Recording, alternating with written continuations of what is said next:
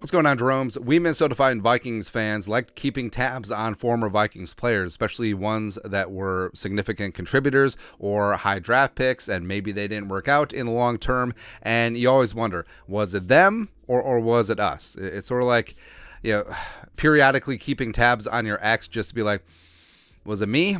Was it them? Who really knows? Wow, that probably hit a little bit too close to home for some people. How about that? But cornerback Cameron Dantzler, 2020 third-round pick coming out of Mississippi State, as well as 2016 first-round pick Laquon Treadwell, they both landed with different teams. Dantzler with the Bills and Laquon Treadwell with the Baltimore Ravens. And Dantzler is interesting. So has the length, is still young, 24 years young, and it's a clear case of, Mama, I can change him. And this is on the heels of the Vikings waiving Dantzler earlier in the year.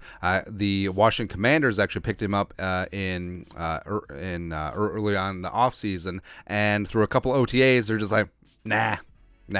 Moving on from the 90-man rooster. And Dantzler has shown flashes in the league. He's shown that he can be very competent outside the numbers cornerback. He's feisty in run support, but he lost favor with the Zimmer regime. He lost favor with the new Kevin O'Connell defense. Even lost his job after he came back from injury to Duke Shelley. Gave rise to the Duke Shelley revolution. Love to see it, man. And Dantzler, I don't know. This is purely anecdotal and also piecing together stuff that we've heard. Dantzler it seems like a focus issue, right? So the question is, is he absolutely all in on football? Does he live, sleep, and breathe football? I don't know, but a clearly talented guy, and he does deserve a second chance, third chance.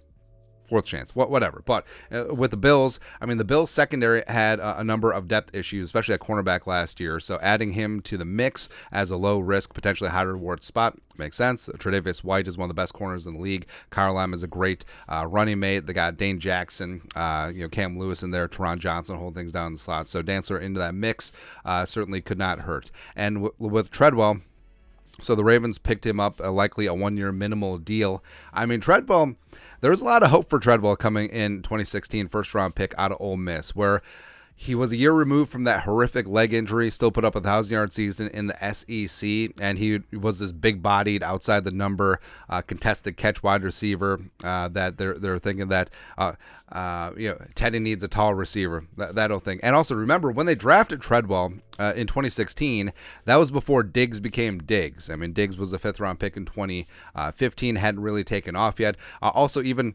Adam Thielen hadn't really necessarily taken off yet. He hadn't had a 1,000-yard season. 2016 was a bit of his breakout year. So it made sense why the Vikings were in the market for a receiver, even though in hindsight, Thielen and Diggs broke out, and they still had Cordero on the roster. They still had Jarius Wright in the mix as well.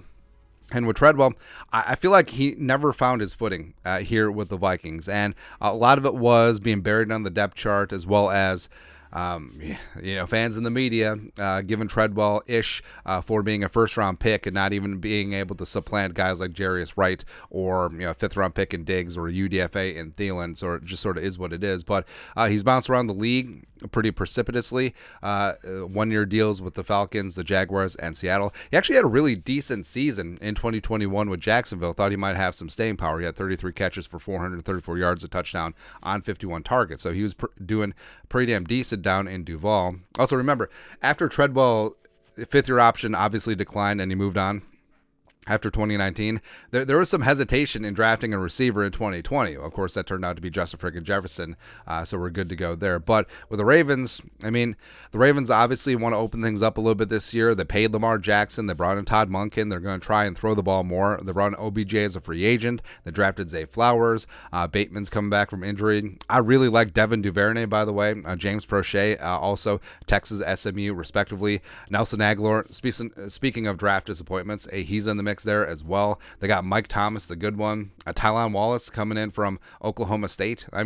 If they're going to cut him, bring it on. Oh, speaking of draft disappointments, Andy Isabella is also in this mix. They got 14 wideouts on the roster, so maybe a little bit tough for Treadwell, maybe a little bit grinding uphill, but also, they need an extra tight end because they lost Josh Oliver to the Vikings, so maybe Treadwell would be a tight end.